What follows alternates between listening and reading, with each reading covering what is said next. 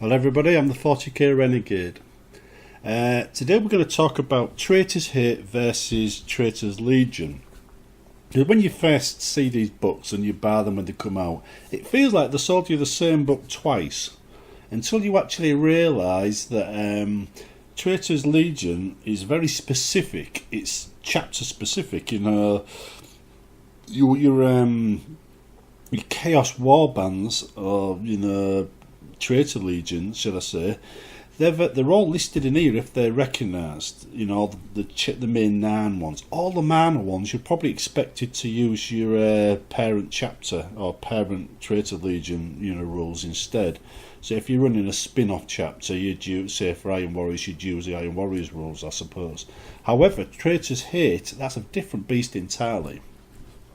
Traitors Hate, it's a blank sheet basically. It's for those custom made up, Traitor Legions that people come up with.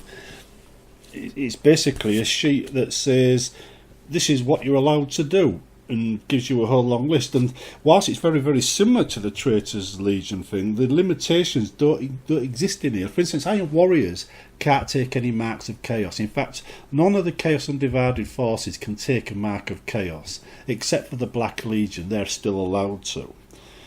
So they've all got specific units and specific special rules. And where you've got the benefits of the warband formation in the Traitors Hate, you still get that in the Traitors Legion books. But in the Traitors Legion books, you also get Traitor Legion specific rules, which you benefit from. Now, a lot of the Traitor Legion specific rules aren't very good. To be honest, I mean, you see people say, "Oh, we're getting excited about them," but if you take the Iron Warrior one, for example, there's a rule they get that allows them to re-roll scattered dice on barrage and blast markers kind of thing, or barrage markers and whatnot. There's only 2 things that use that. There's Defiler and Vindicators. And the only way you're going to get that is if you're fielding them. And to field them as part of the detachment, you'd need to be in a certain formation. And that formation costs them a fair whack of points. So suddenly, just to get the reroll, you're paying through the nose. If I can just find it a second. Thousand Suns, man. I always end up at the wrong place with these. I hate jumping about the books as well. You're looking for special rules and you're going back and forth from one thing to another to another. Right, Iron Warriors. Right, here we go.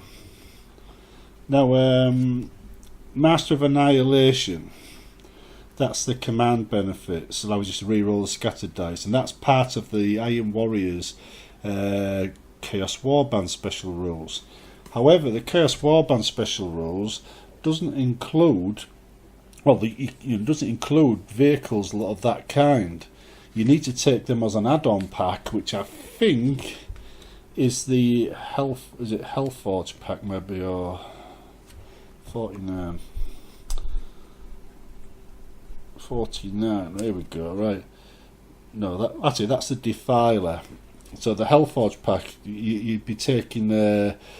You take 1 to 3 units of Hellbrute, Mauler Fiend, Forge Fiend, Defiler. Defiler being very expensive on its own, and you have to add a Warpsmith to that.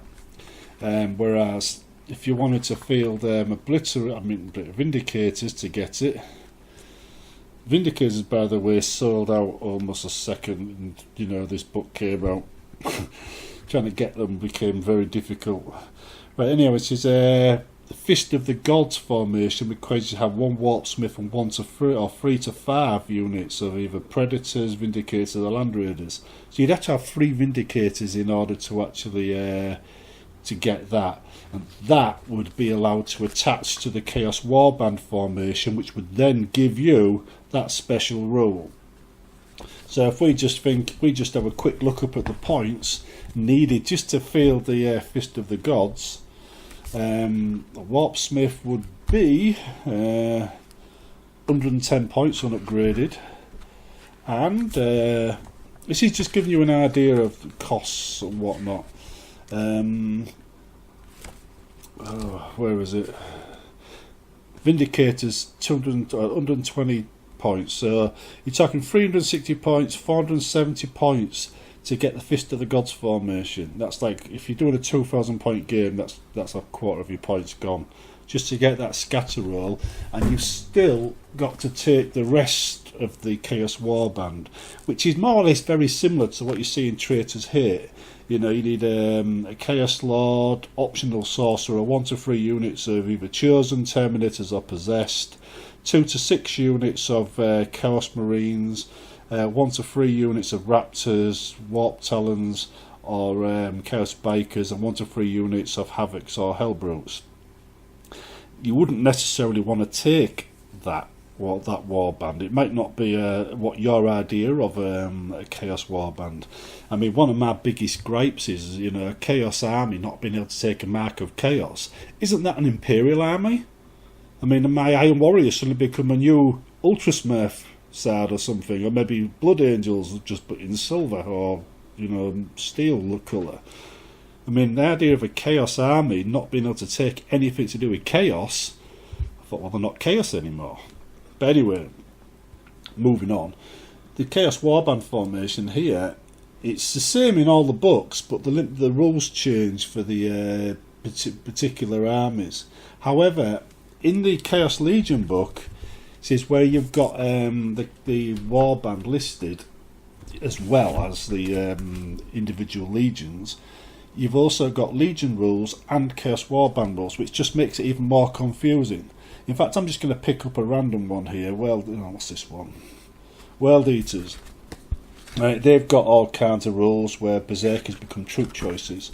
And if we look at this, we've got the Chaos Warband rule, page 46, right, from the Traitor Legion book. If we go to page 46, 46, it's exactly the same as the Chaos Warband book in the Traitor Legion book, which is on which page? Well, it's on page 100. It's 114. Right, it's word for word exactly the same. So basically, we've got exactly the same formation here, right, with slightly different rules. In the Traitor Legion book, you've got secured Scions. A model with the Chaos Warband earns a reroll on the boon table. Says as a result of a Champion of Chaos special rule. Roll twice on the. I've got 2 books in my hand at the same time, so be careful with it. Roll twice on the table and choose either or both results. Lord of Chaos in the Traitor's Hate book. Primary, it's a reroll standard. Death to the False Emperor. All units have the hatred of the Imperium special rule. That means Space Marines, Imperial Guard, whatnot. Units Mission Detachment, it says have the option of taking Veterans of Long War, Path to Glory, choose a model in this detachment with a Champion of Chaos roll on the Chaos boom table. So basically you've got Path to Glory, Death to the False Emperor and Chaos, Lord of Chaos special rules for the Traitor's Hate, and for the Chaos Warband formation in the Traitor's Legion book, it's favoured Scions and secured or objective secured. If I'm not mistaken though, they also get objective secured on this one somewhere in the Traitor's Hate book. I seem to recall reading it somewhere. I'll have to look that up later. Anyway, the point is they're slightly different rules, but the difference is this Chaos Warband rule from Traitor's Legion, if we go back to, say, the World Eaters, right, and we look at them, they've got a completely different set of rules at the for their Warband. If you take the Warband here, they've got Berserker Lord added to the ones I've just read out. That is detachment. If this detachment is your primary detachment, you can re-roll result when rolling for the World Eaters Warlord traits. That's standard stuff. Blood Mad. After both sides have deployed, including infiltrators, but before the first player begins his first turn, all non-vehicle units comprising entirely of models from this detachment can immediately make a 2d6 move.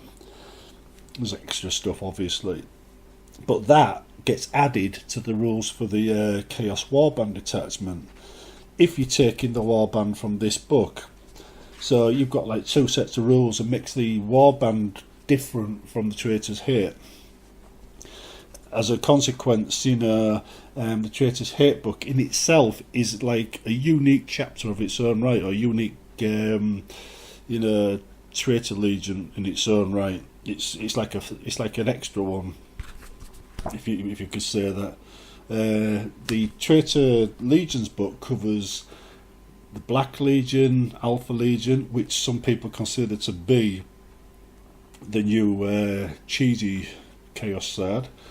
By the way, when I play the Alpha Legion, right, because they get the Dark Apostle rule, where you can roll to summon cultists that die off on a 4+, they come back and the identical unit comes back.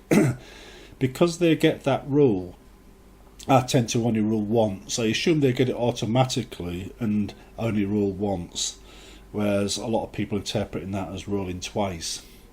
I think twice I think it's not meant to be twice. I think that's a mistake.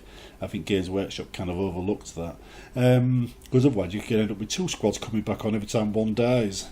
Also, if you're going to play a game like that, or you're going to play a game where you summon demons onto the board using psychic powers, I do recommend you include unit kills in objectives. Every unit kill gives you 1 point. Don't ignore that special rule or that victory condition, because I think you're going to need it. It also means summoning more gives your opponent potentially more points. So it balances the game out, keeps it fair. Anyhow, after the Alpha Legion, you've got Wine Warriors, Night Lords, Word Bearers, Word Eaters, Thousand Sons, Death Guard, Emperor's Children, right? So you've got like 1, 2, 3, 4, 5, 6, 7, 8, 9 sets of special rules. And if you count the Traitor's Hate book, that's 10. So it's not too bad. The formations are exactly the same, the add-on formations. But like I said, the Traitor's Hate ones, the Traitor's Hate ones actually cover all chapters, so they're more broad and generalised. And you could always take them if you don't like the the rules that you get for your own chapter in the Traitor Legion book. You can ignore the Traitor Legion book if you're going to use the Traitor's Hate book. The Traitor's Hate book's only other major difference, really, is found on page, if I can find it. The story in Traitor's Hate, by the way, is basically the same story told over and over again, in one of the most boring fashions I can imagine. And I like my stories, but I think the writing at Games Workshop's taken a nosedive. Right, here we go.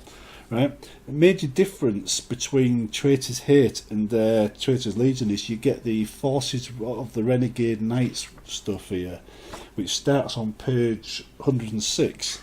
And it gives you a special detachment for Traitor Knights, and also on page 108 you've got the Traitor Knight rules themselves, whereas you don't get any Traitor Knight rules at all in the Traitor Legion book, but you get the same psychic powers on the back of both of them. So anyhow, separate the two. Traitor's Hate is for those non-aligned, not non-aligned, these traitor legions that you've made yourself, you've invented yourself, or when you want to run a generic Traitor Legion. Traitor Legion's book is for the specifically named one of the 9 main ones, Black Legion, Death Guard, that kind of thing. You don't need both books. You could get away with just Traitor's Hate if you're not running a primary one. You can get away with just Traitor's Legion if you are running one of the 9, or a spin-off of the 9. There are benefits to owning both. You could still use the warband from Traitor's Hate even if you're running Emperor's Children, for example. However, it does give you a guidance on how your forces should look as a Chaos warband. It makes certain configurations more official and certain other configurations less official, and gives you a more fluffy kind of feel to your army.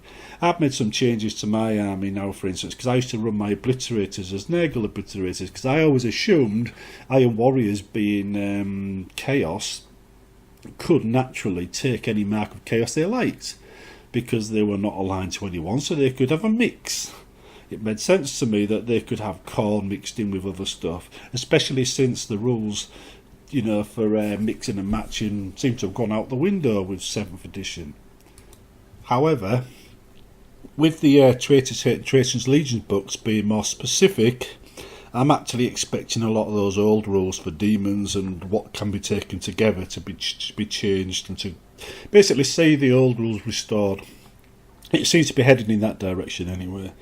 But if you're looking at both these books, Traitors Hate, I can't remember how much that cost now. I think it's about 35 quid, is it? Something like that. And the Traitor Legion book was about 30, so the Traitor Legion book was actually a bit cheaper. Traitors Hate contains a story about, I can't remember what it's about now. It got a bit dull, to be honest. I was falling asleep in the story. It was that interesting. I think it's... is it Crimson Fist or Crimson Slaughter? Yeah. But anyhow, it's a story. It's Crimson Slaughter. Basically, it was just repetitive, to be honest. Not very good at all. Didn't really set the scene for me. If you're actually reading a book, say like what's his name now? The Grey Knight series by. Oh, my mind's gone blank. But anyhow, there's a thing called the book called Dark Adapters on the Black Library. You see they set the scene there absolutely brilliantly. Ben Counter, that's it. Ben Counter, Bad Ben Counter. His series of books, they're absolutely brilliant. Then you read these books here. You read the stories in these manuals. Oh, dire, absolutely dire.